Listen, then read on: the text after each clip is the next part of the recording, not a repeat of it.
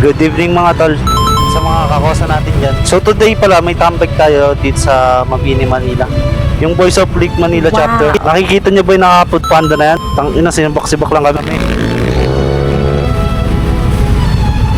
Good evening mga tol, at sa mga kakosa natin dyan. So as of now, ay may tambag tayo dito sa Manila. Kasama natin mga tropa nating Voice of Lake Manila chapter at isa na rin ako sa member doon. Official member.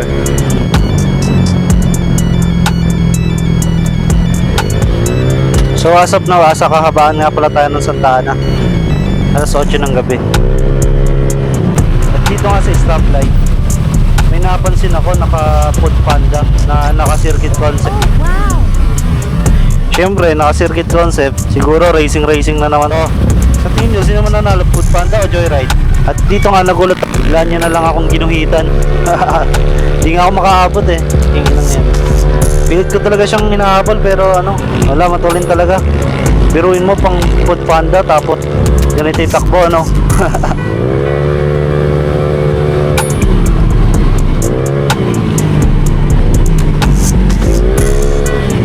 Nga pala, itong mga oras na tayo papunta tayo dun sa Joke, no?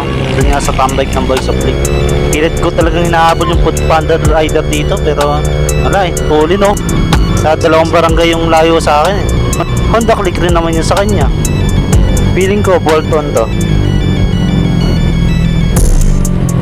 Try natin tanongin. Tol, pagkado yan? At dito nga hindi niya ako pinansin.